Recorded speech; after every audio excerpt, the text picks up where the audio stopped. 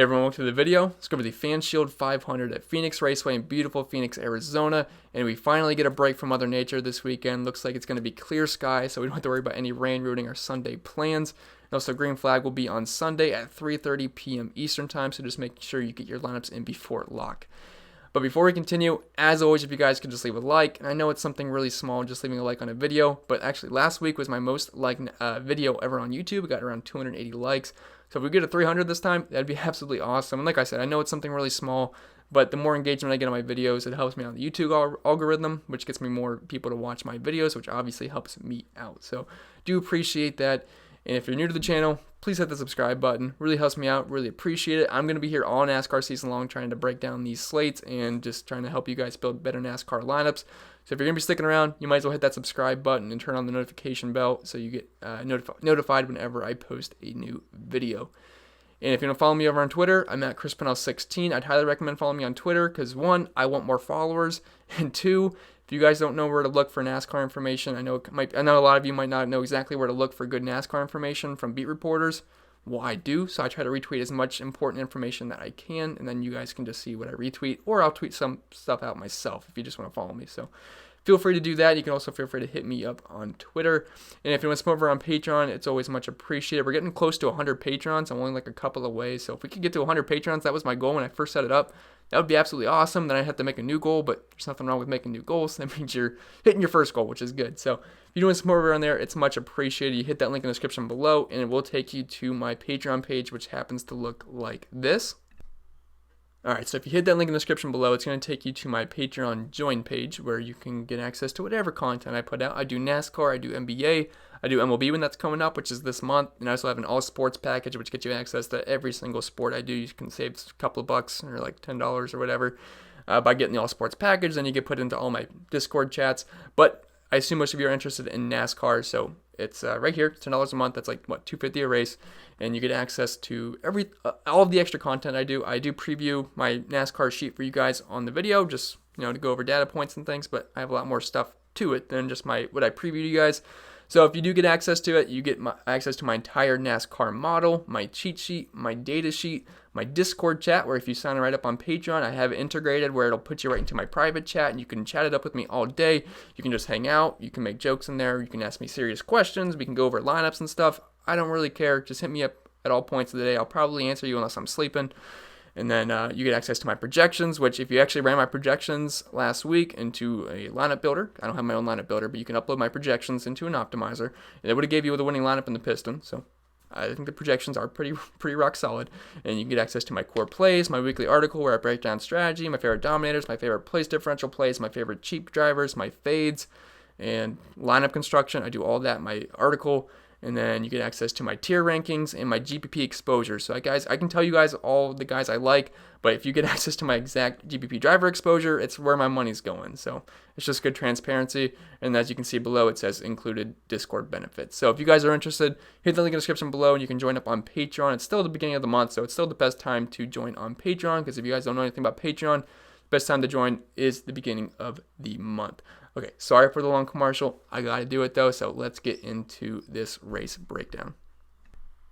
Alright, always before we go over the driver by driver breakdown, I just like to do a little race preview so you guys get an idea of where we are racing. If you guys don't know exactly everything about NASCAR, here's the little preview. So this is the FanShield 500. There's the outline of the track, Phoenix Raceway, and it's a short, flat track. So if you guys are looking at driver history at certain types of tracks, you're going to want to look at short, flat tracks. And it's only 1 mile in length, and there's 312 laps, and there's going to be 234 Dominator points, which is more Dominator points than we've had all season in any race. So there's going to be more of an emphasis on Dominators this week, so you can keep that in mind when building lineups. But that's pretty much it for the preview. Nothing too crazy. We're not stacking the back or anything. Just your typical kind of lineup roster construction with more emphasis on Dominators this week. And like last week, I wanted Dominators in my lineup, but we had to kind of play it like a restrictor plate race because all the good guys were in the back, but that's not the case this week. Pretty much all the good drivers up front. So I think that's pretty much it for the strategy and preview. We can probably get into the driver by driver breakdown now.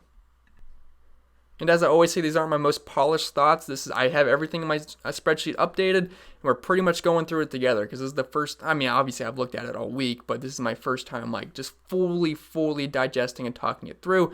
Then I'll have my more polished stuff on obviously my spreadsheet for the Patreon members and my article. But pretty much we're running through it together, and we're gonna go over our thoughts here. So up top, we got Kyle Busch. He comes in at 12,000. If you guys know anything about Kyle Busch in Phoenix, he pretty much owns the place. He has been so dominant here recently, the past 6 races. And he qualified 10th, so he's also going to offer us some place differential upside.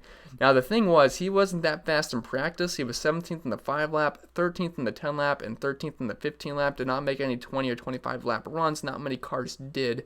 But I would have liked to see him run those long runs just to see how the car was going. But wasn't that fast in practice, which I guess could be a little bit concerning because the Toyotas haven't been exactly amazing so far this season. But I know he did finish second last week, which was nice because, Ryan Blaney had to pit late. But yeah, Kyle Busch, I mean, he's just so good here. If you look at the recent track history, has 6 races. He's averaging 95.3 DraftKings points per race. The second best is at 60, so he's over 35 points better than the next guy. He has an average finish of 2.7. 2.7, that's absolutely amazing. Average running position of 3.7, average drive rating of 129, 2 wins, 5 top 5s, 6 top 10. So he's basically a lock to at least finish above where he's starting.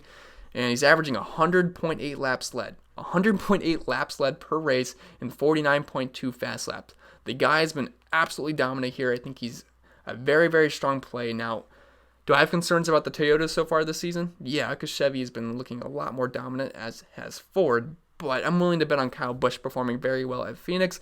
He also offers us some place differential upside as well, which I do like. Now, the only thing I really don't like is the price tag, because if he doesn't dominate at this price tag, you're pretty much going to have a sucky lineup because he's eating up a whole bunch of salary. And let's say he does finish second, but he doesn't dominate. I mean, you might be able to cash with that lineup as long as you get another dominator, but it's really going to put a handicap on your lineup because at 12K, you need him to dominate and get up front. But I still think he can because he's just been so good here. He knows this track well. So I'm willing to bet on Kyle Busch having success. Is he my favorite dominator play? That's tough because there's a lot of good guys starting a little bit up closer, which I think have a better chance of getting up front. But I'm not going to bet against Kyle Busch at Phoenix. So do I think he's a good play? Yes, he's got dominator potential. He's also got some place differential upside as well. So Kyle Busch, I think he's a tremendous play. Right below me, we have Martin Truex Jr. He qualified 12th, but important tidbit is that he is dropping to the rear on pace laps. I forget exactly what it was for, but he's not going to be scored from the back. He's going to be scored from 12th, so he's going to be starting the race with a whole bunch of negative place differential points, and I really don't see him getting up front anyway, so it's going to be a firm fade for Martin Truex Jr. for me. I don't see a reason to play him over guys like Kevin Harvick or Kyle Busch, which are priced right around him. So he's an easy fade to me. I'm hoping people don't know that he's dropping to the rear and they end up playing him anyway. Or I'm also hoping that people think since he's dropping from the rear, he's going to be scored from like 38th, which is not the case. He's going to be scored from 12th. And I think he's a pretty bad play. And he was not fast in the short amount of practice runs that he had. And I actually think I forgot to upload the 5, 10 lap, 15 lap data. So let me do that really quick just to make sure. All right, sorry about that. I do have it uploaded now, but he was not fast in practice. He was 20th in the 5 lap, 17th in the 10 lap, 17th in the 15 lap. Was not showing great long run speed or just speed in general. But has he been good here? Yes, he's been very good. Now, he does not have a win in the past 6 races here, but he has been performing pretty well. He has a 6.8 average finish, average running position of 7.7, average drive rating of 104.4, 3 top 5s, 4 top 10s. Yeah, he's not been bad here, but he's not really leading laps. He's only averaging 1.8 laps led per race, 19.5 fast laps. So that's what I'm saying. I mean, he's also dropping to the rear, so I don't really see a reason to play Martin Truex Jr. I would doubt if I have any exposure to him. Like, I'm running 150 lineups, like always, and I honestly would probably have 0 Martin Truex Jr. I just think there's better plays, so going to be a pass for me. But Kevin Harvick, he comes in at 11,300, and he qualified at second. I thought he was going to get the pole for a while, but then Chase Elliott stalled at the end. So it makes it really interesting up front this week because I think there's a lot of good dominator plays, all starting in the top like 5 or 6. So it's going to be tough to try to just single in on who's going to dominate this race. I'm going to have exposure to all these guys up front because I know obviously some of them are going to dominate. There are a lot of good plays. So it might be a good idea to put more of your money instead of into single entries this week, maybe more into 3-entry maxes or 20 maxes, or if you want to go 150, you can go 150 as well. But Kevin Harvick qualified second. And the only problem I have with Kevin Harvick is he's right behind Chase Elliott, who's had that really fast car so far this season. But let's just stay on Kevin Harvick for the moment. his car was really, really good. I mean, it looks really, really good so far. So if you look at the long run speeds in practice, he was 5th in the 5 lap, 1st in the 10 lap, 1st in the 15 lap, 2nd in the 20 lap, and 2nd in the 25 lap. Car looks really, really good on long run speeds. Looks really, really good in the long run. Showed some really good long run speed, and this has been a good track for him. Average finish of 5.2, averaging 57 DraftKings points per race. Average driver rating 109.7, which is 3rd best of all drivers, only behind Hamlin and Kyle Busch, who are gods here. He does have a win here the past 6 races, 4 top 5s, 6 top 10s. Hasn't been dominating recently, only 18.5 average laps led per race, 19.5, but I still think he's a tremendous play. He's been very good at short, flat tracks. So Kevin Harvick, he's one of my top dominator plays of the entire week. Now, the only problem I have is Chase Elliott, and the Chevy is right above him. I'm right beside him, starting him first, but he's going to control this restart. So if Chase Elliott gets out to an early lead, I mean, you never know. Kevin Harvick could have some troubles on pit road. He might never get up front, and if he doesn't dominate at 11,300 starting second, he's not going to be a good play. But I like his chances of getting up front. If he can edge out Chase Elliott early on, he's going to be a good play. And we have 312 laps, guys. So, I mean, if he leads 100 laps, he can be a pretty good play, even if he doesn't win the race. So, Kevin Harvick, you want to have interest. His car looks really, really good. So, I really like Kevin Harvick. Joey Logano, he qualified 13th. You could look for him for place differential upside, but I don't want to pay $10,700 for place differential upside unless you're starting the 30s. 13th, really no thank you. But the car, I mean, he had a good car. He was 1st in the 5 lap, 3rd in the 10 lap, 3rd in the 15, 3rd in the 20, 5th in the 25. I mean, the car looks pretty fast, but the problem is he has not been very good at Phoenix at all. I mean, he's only averaging 22.1 DraftKings points per race, average finish of 19.7. Yeah, there might be some bad luck mixed in there, but if you look at his track history right here, he has 0 top 5s. I mean, 1 top 10, 3 top 15s. I mean, only 50% of the time he's getting a top 15. 4 top 20s, and I mean he led laps the one race. I think he led like 95 laps, but other than that, he's not been very good. He's averaging negative 13.3 place differential points there. So, I mean, I don't really want to play Joey Logano too much. Now the car looks good in practice, but at a similar price point, I think Kevin Harvick has a much better chance to dominate the race, and I'd rather get the dominator potential than a couple of place differential spots from Joey Logano. So Kevin Harvick, I prefer him over Joey Logano. Joey Logano, I might sprinkle him in a couple of lineups because I'm building 150, but not someone I'd make a priority by any means. Wouldn't play him in cash games. Wouldn't play him in single GPPs either. But I do like the speed he was showing. I will say that. And if you could get a top 5, I mean, it might not be the worst thing in the world, but I don't know. I'd just rather play Harvick, and I'd also rather play Hamlin, who's 10,200, which we'll talk about in a little bit. And actually, I'd rather play his teammate Brad Keselowski. So Brad Keselowski qualified 1 spot below Joey Logano, so you get an extra point there just in general, as long as they keep moving up.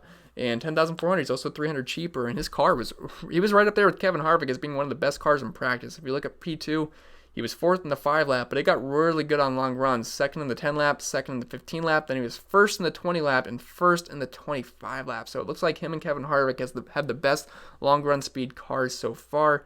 And he's been pretty solid here. I mean, not like absolutely amazing like Harvick, Truex, or Kyle Busch, but it's nothing to bat your eye about. Average finish of 11.2, averaging 44.7 DraftKings points per race. Average running position of 11, 94 drive ratings, a little low, but it's not too bad. 2 top 5s, 2 top 10s, 3 top 15s.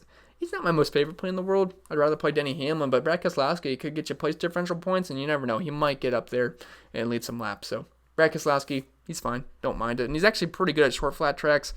I mean, if you look at his history at those kind of tracks, he's at averaging 53.5 DraftKings points per race, does have a win, and some solid numbers all around. So Keselowski, I think he's fine. Not like a core play by any means, but I still think he's okay. Denny Hamlin, he comes in at 10,200. I like Denny Hamlin quite a bit. I was hoping he was going to get on the pole. Did not happen, but he's very, very good at short, flat tracks. If there's anything to know about Denny Hamlin, he's pretty good at Daytona, and he's pretty good at these short, flat tracks, especially Phoenix. He's been very, very good here. He's right up there with Kyle Busch as being, one of the top plays at Phoenix every single year. But if you look at his speeds, he was pretty good in practice. He was 6th in the 5 lap, 4th in the 10 lap, 4th in the 15 lap. Fell off a bit when it came to 20 lap runs as he was 10th, but he's just so good here. He's averaging 60 DraftKings points per race, average finish of 11.3, average running position of 7.3, second best drive rating of 111.3. Did have a win here recently and 3 top 5s. And also, there was one race his average finish would be even better, but he led 193 laps, I believe it was, and he ended up crashing and finishing around 30th. So, I mean, that kind of skewed his numbers a bit. If he wouldn't have crashed, his numbers would be really, really, really good. So, Denny Hamlin, I think he's an excellent play. And I'm not going to show you guys this every time, but if you look at the track type form, Denny Hamlin's so good at short flat tracks. 71.9 average DraftKings points per race. Average finish of 3.8, which is by far the best out of all these drivers. Average running position of 6.7.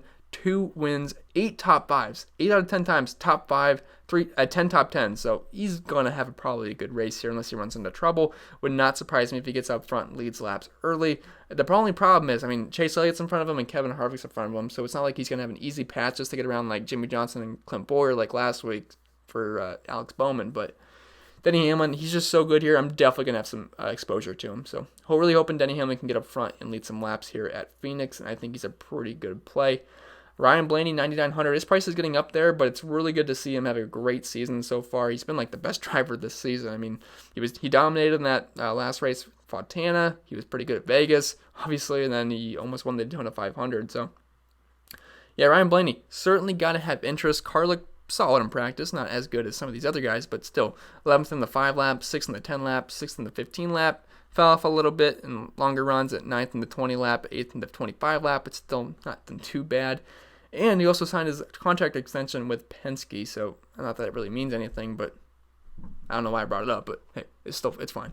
But anyway, if you look at his average DraftKings points per race here, not as pretty, only averaging 25 DraftKings points per race here, average finish of 16, ran into some bad luck, but average running position of 9.4, which is much better than his average finish, and I think that's a better indicator of how of a better driver he is here than his average finish says he is.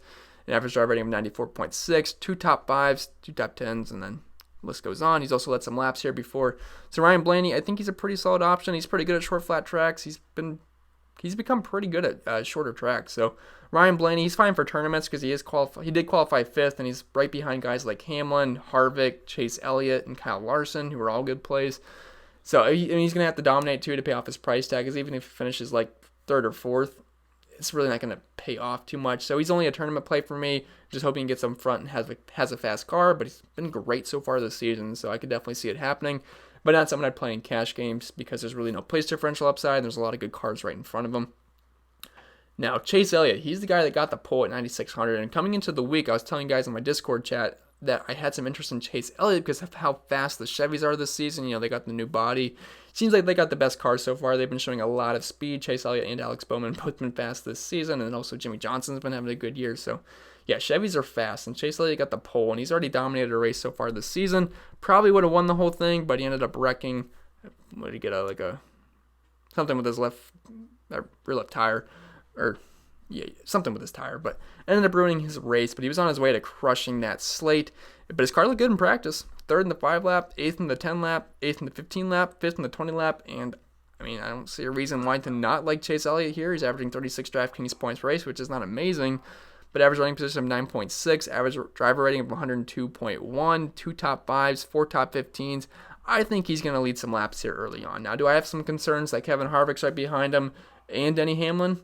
Of course, but I'm going to get exposure to all 3 for sure. I think at least 2 of those guys are going to dominate a portion of this race. So Chase Elliott, I think he's a great play. He's on the pool. He's probably your cash game dominator because he's also a little bit cheaper at 9,600. So I think you're plugging him in for cash games. Tournaments, you could make a case for fading him and just hoping the other guy just zips right around him early on. But I still think Elliott's a pretty strong play. Should get up front, lead some laps. Chevys have been fast, so I'm willing to bank on Chase Elliott having a pretty good race here.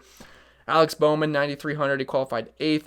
So he was so fast last week in practice, and that actually transferred into the actual race. I mean, the guy was just in a rocket ship. Even when on pit road, when he lost some spots, he still came out and got the lead right back. I mean, it was pretty much him and Ryan Blaney just back and forth all day.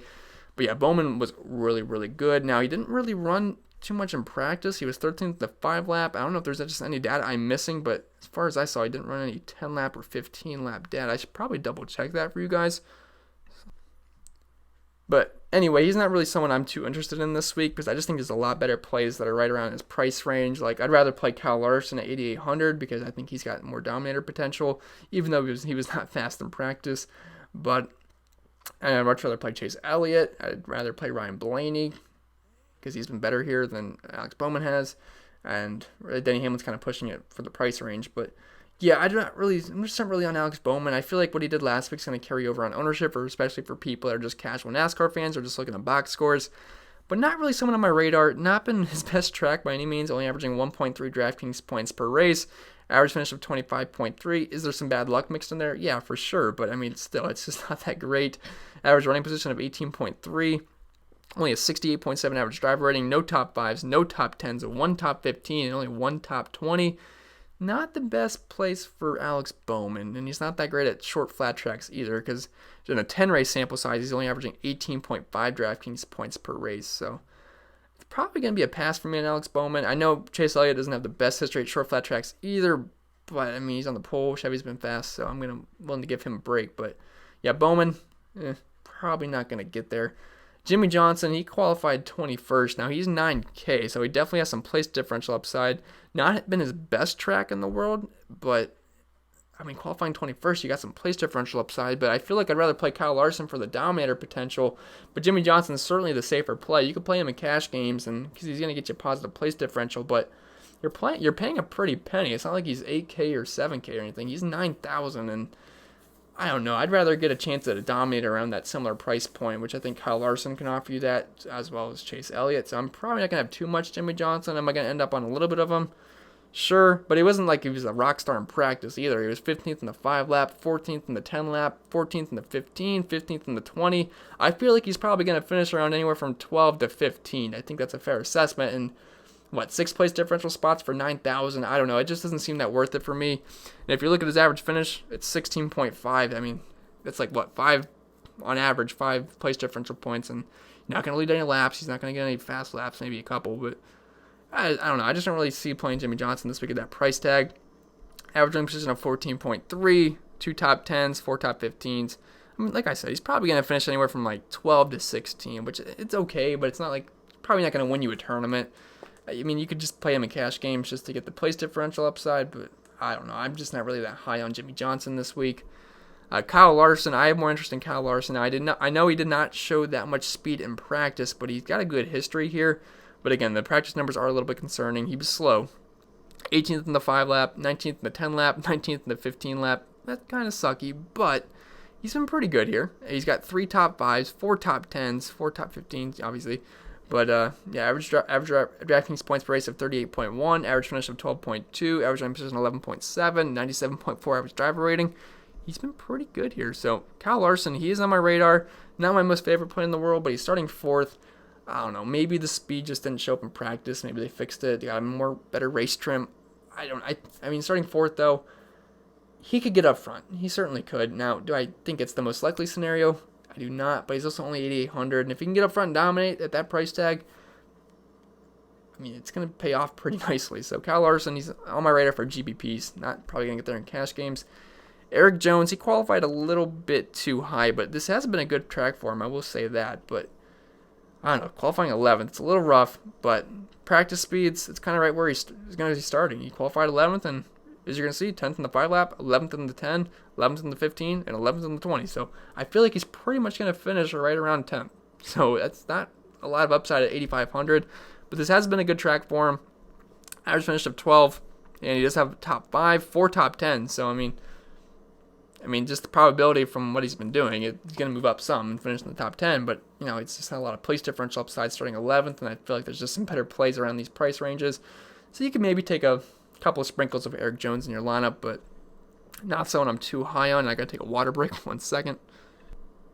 Okay, I am back. We just got done talking about Eric Jones, if I remember correctly. If not, I'm sorry. But William Byron, he comes in at 8,300, and I got some interest in William Byron for sure. He qualified 17th. And I do think he's a better play than Eric Jones, just because we have more place differential upside, and his car looked pretty good in practice, especially in the long run. So if you look at P2, he was 8th in the 5 lap, 7th in the 10 lap, 7th in the 15, 6th in the 20, then in the 25 lap run, he was 3rd. So it looks like he's got a good long run car. The problem is, I swear he always starts out pretty well, then he fades late in the race. I mean, he did that last week.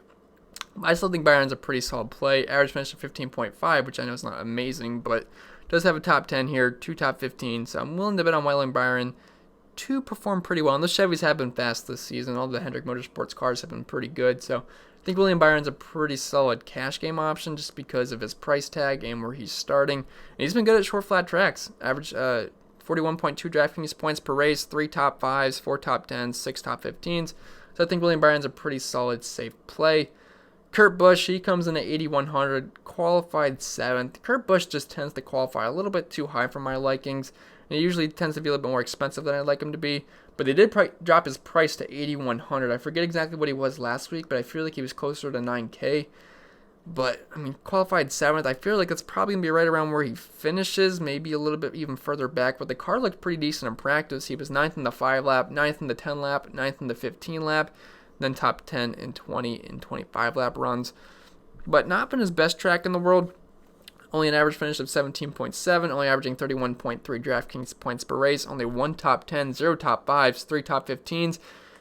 Chances are he's not going to move up, he's probably only moved down. But, I mean, I could see playing him and hoping he finishes right around where he starts, which is not too bad at 8,100, but I just think there's better plays on this slate. So, Kurt Busch, he's kind of like the kind of guy you get like 5% if you're building 150 lineups, maybe 10%. Not really someone I'm too interested in. Clint Bowyer, he comes in at 7,900. He qualified 18th, and I actually think he's a pretty interesting play. Now, he was not good in practice, I will say that. He was 14th in the 5 lap, then he fell off to 23rd in both 10 and 15 lap runs, which is not that enticing. It's also not that encouraging either. But it's been an okay track for Clint. Average finish of 14.3, average running position of 13.4. Does have 2 top 10s, 2 top 10s, 5 top 15, so more than likely he's going to move up some spots. I think he can squeak out a top 12, which we'll take at 7,900. I actually think he's a pretty solid play at 7,900 because it's a fair price tag, and Clint Bowyer's definitely got upside. Also got some top 10s mixed in there as well. Not a guy that's going to lead laps or anything, and he's been pretty solid at short, flat tracks. So Clint Bowyer, I have some interest qualifying 18th. Was not fast in practice, but I think he'll probably get a top 15, so I don't mind Clint. Eric Almirola, he was the kind of guy I was hoping that was going to qualify in the mid-teens or maybe even get a 20 in the qualifying order, but did not happen because he qualified 6th. So now I have to fade the guy, which sucks because I had a lot of interest in Eric Almirola because this is a good track for him and he was really fast in practice. I was about to text my friend last night that had a lot of interest in Eric Almirola, and I was hoping he would qualify somewhere in the mid-teens, but like I said, did not happen. But he was fast in practice, 7th in the 5 lap, 5th, all the way the rest through. So he had a top 5 car in the long run speeds of cars that did run those long runs in practice. And he's been good here, averaging 44.8 DraftKings points per race, average finish of 10.5, which is the best average finish we've seen since Kevin Harvick. So he's got the 4th best average finisher here of all drivers. He has 2 top 5s, 4 top 10s, 5 top 20 obviously. But yeah, he's been very, very good at Phoenix, and he has an average place differential of 8.7. So I was really hoping he'd qualify in a spot where we could play him a lot. This is not that time. Now, you could play Eric Almirola and hope he squeaks out a top 5, which, I mean, he's done 2 times, so it could happen. But, man, it's running really risky there. I'd much rather play Clint Bowyer, who's got at least some place differential upside, because we know Eric Almirola is not going to get front lead laps. It's just not going to happen. There's Denny Hamlin, there's Kevin Harvick, there's Kyle Busch. The list goes on. Chase Elliott. He's not going to dominate over those kind of guys because his car is just not as good as those guys. But if he could finish in around the top 5, maybe like the top 7, it's not the worst play in the world at 7,700, but just know that's a very risky play and only one I would do in tournaments. Austin Dillon, I swear I hate playing this guy, but I've done it every single time so far this year. Every single race I've played Austin Dillon because he just keeps being in good spots. And he qualified 30th, and I was like, oh my gosh, here we go, another Austin Dillon week, and that's the case. That's the case. We got to play Austin Dillon again. It sucks, but he's going to be that chalky play in cash games. He's going to be a chalky play in tournaments, but we got to eat the chalk here because he qualified 30th, and he's going to finish above 30th. We know that unless he runs into trouble. But practice didn't really make any practice runs that much, so don't have much to go on. But, I mean, he qualified 30th, so I really don't care too much. He's just going to give us some place differential points. His average finish here is 17. If you finish the 17th, qualifying 30th, we'll take that every single day. There's a good chance he can make the optimal lineup. You get 2 dominators in, and then you can throw in Austin Dillon. I think it's a pretty good way to start your lineups. An average running position of 16.4. No top 5s, but does have a top 10, 2 top 15s, 4 top 20s. So Austin Dillon, yeah, he's going to be a pretty solid play if you qualified 30th. So I expect him to be pretty high owned, but it's for good reason. Matt DiBenedetto, he was 7,300 and he qualified 9th, which he just keeps qualifying a little bit too high for my likings. If he qualified around 15th, yeah, I'd have a lot of interest in MDB because I just like the guy. He's in much better equipment than he's ever been in. So if you look at his average numbers now, it's kind of throw you off because obviously he's in much better equipment now, part of Team Penske and the Wood Brothers car. But practice, it was solid. 16th in the 5 lap, 12th in the 10, 12th in the 15. He's probably going to finish around 10th, but he qualified 9th, so that's a problem. So I don't have too much interest in MDB, and like I said, I could read you guys these numbers, but really no point because he's using much better equipment now. If maybe top 5s, you get a lucky top 5. I just don't see it happening. I know he finished 2nd that one race in Vegas, but that was more of a luck race there at the end. He was driving well all race, but he would not have finished 2nd if some other circumstances didn't happen. So MDB, probably not someone I'm going to have too much interest in. Ricky Stenhouse Jr., he was slow in practice, but this has been a solid track for him, just in general. And like he was in the teens in practice, nothing too great, right around where he's going to start at 19th. But average DraftKings points per race of 31.6, which is not too bad at this price tag. Average finish of 16.7, average running position of 19.2, which isn't great. But does have a top 5, has 2 top 10s, 3 top 15s. It's been a solid track for Ricky Stenhouse Jr., so I wouldn't mind getting some exposure to him. Not my most favorite play in the world because he's another guy that's hard to trust, but I still think Stenhouse is fine. Now, just know he might do something stupid during the race, which is definitely possible out of Ricky Stenhouse, but he's not a bad price play for some cheap place differential points. Ross Chastain, they keep raising his price tag, which sucks, but he qualified 24th. Now, it's kind of on par where he was in practice. He was 24th in the 5 lap, 21st in the 10 and 15 lap runs. But again, you guys could look at these numbers, but they're not an accurate reflection of what kind of equipment he's in now, because he's driving Ryan Newman's car, which is much better than what Ross Chastain would usually be driving, because Chastain's usually in a backmarker car. But if we look at Ryan Newman's numbers at Phoenix, he has an average finish of 12.2. That's pretty good. So Ryan Newman does perform pretty well at Phoenix, and I think that could translate a little bit over to Ross Chastain. Obviously, Chastain's not as good or as much of a veteran as Ryan Newman is, but I still think he's going to finish above 24th. I think he'll probably squeak out a top 20, maybe contend for a top 15, but the practice numbers weren't anything to get excited about. Where was he at? Yeah, 21st, so wasn't great in practice, but he's a much better equipment than usual, so you could take some stabs at Ross Chastain, but I just hate his price point, and I would much rather play the guy right below him. That's Tyler Redick at 6,900. He was in the winning GPP lineup last week. He raced very, very well. He was fast in practice, then actually transferred over into the actual race. And I love when practice times just transfer to the race because, it's just nice when the world works how you want it to work. But yeah, he had another good practice this week, given his price tag. He's more expensive, not too much more expensive though, but he qualified 29th. I feel like he's going to be a pretty popular play. He should get you positive place differential points. He should compete for a top 20. If you just look at his practice times, he was 19th in the 5 lap, 15th in the 10 lap, 15th in the 15, 12th in the 20. Looks like he's got a pretty good car this weekend again. And again, there's no numbers to go off because he's a rookie, but I think he can run well again. He qualified 29th. I think he's a pretty tremendous play in the 6K tier. No problems at all with with Tyler Redick. But speaking of Chris Buescher, he qualified 23rd. He's 6,700. He was absolute dumpster fire trash in practice. 29th in the 5 lap, 26th in the 10 lap, and 26th in the 15 lap. Nothing to get too excited about there. And also his history here is not that great either.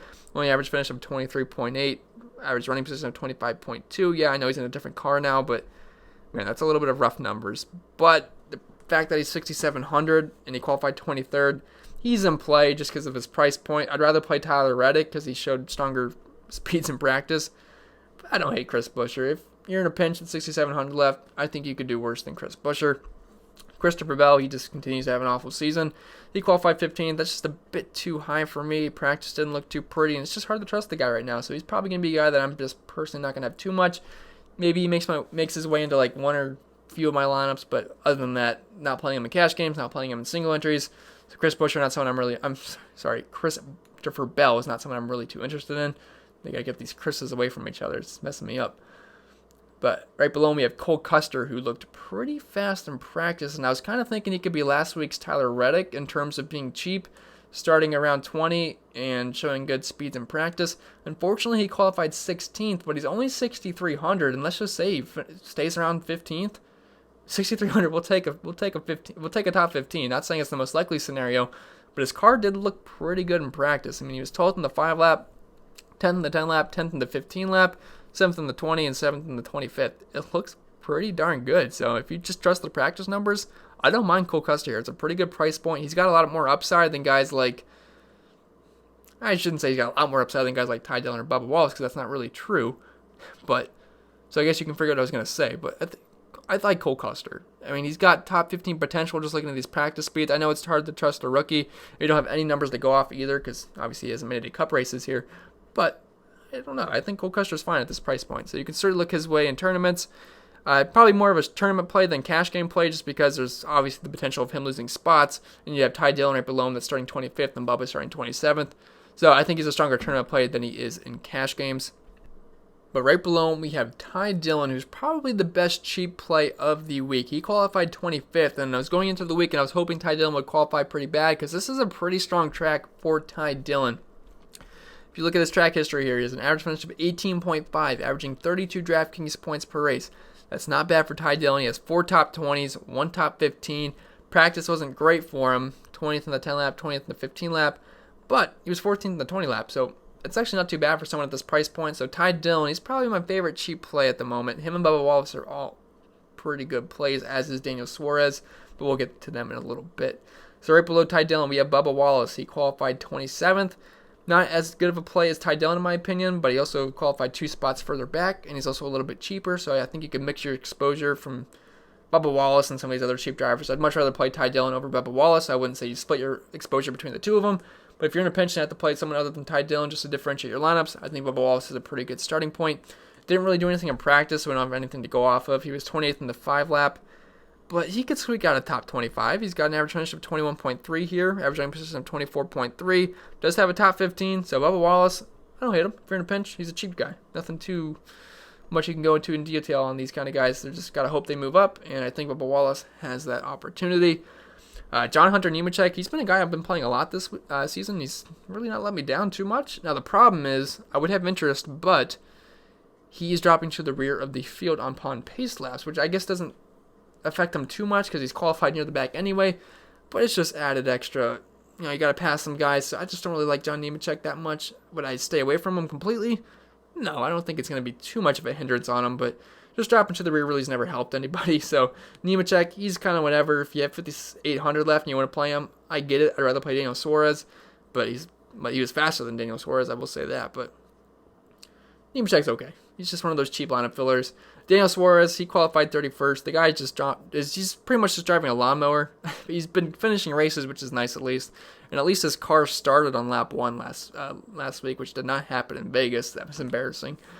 But Suarez, I don't know, he qualified 31st. He's going to move up a couple of spots. He was 27th in the 10 lap, 27th in the 15 lap, 16th in the 20 lap, which I believe there's only 16 cars that ran 20 lap runs, so that's nothing to get excited about. It's not like he's going to pull out a top 15 or anything. But, I don't know. He's that kind of guy you play for hoping for 20 points. Now, if you look at his numbers here, you'd think, yeah, he's the best play in the world because he's 5,700. He's got an average finish of 17.8. Well, that's when he was in Stewart Haas equipment. Now he's driving lawnmowers, so can't use these numbers at all. It was a pretty decent track for him. He has 2 top 10s, 4 top 20s, but you can't use these numbers because he's in much worse equipment now. But Daniel Suarez, he's a solid lineup filler at the end if you need a cheap guy. Corey LaJoie and pretty much the rest of these guys I don't have too much interest in at all, so I don't even know if we're going to talk about them. I guess LaJoie is probably the lowest I would go. Ryan Preece maybe Ryan Preece. But LaJoie, he's fine. I don't know. You might get lucky with a top 25. I wouldn't expect it. He's not been good here. Only an average finish of 33.4. So as low as I'd want to go is Daniel Suarez. You could get away with Ryan Preece because he's decently fast in practice at 16th and 16th the 10 and 15 lap. But he qualified 20th. I mean, there's just a lot of opportunity to fall back, and I really don't see him getting a top 20. So Ryan Preece, not someone I really like. He's only averaging 7 DraftKings points per race here in 2 races, average finish of 30. So, I don't know. The lowest I really want to go is Daniel Suarez, but the lowest I really, really want to go is Ty Dillon. I think he's a tremendous play. So, and all these other guys, you're not playing them. So, not even going to talk about them. So, that's pretty much going to be it for this video, guys. I hope it was helpful. If you made it all the way through the video, let me know because that's impressive. I actually had a lot of people comment in the last video that they made it all the way through. That's awesome. I like hearing that you guys actually listen to the whole video. I do appreciate you guys watching. Hopefully this video helps you make your lineups tomorrow. If you have any questions, you can let me know. If you want access to all of my extra content, you can hit me up on Discord. That's why I'll answer everybody first. I'll get to the YouTube later. I'll probably answer you on YouTube too. But if you want access to all of my extra content, everything that's up to date, hit the link in the description below for my Patreon. If we could get to 100 members, that would be absolutely awesome. I'd love to set a new goal. So, yeah, that's going to be it. Remember to leave a like, hit that subscribe button if you're new, and follow me on Twitter. And I think that's pretty much it. So enjoy the race tomorrow, and I wish you guys the best of luck.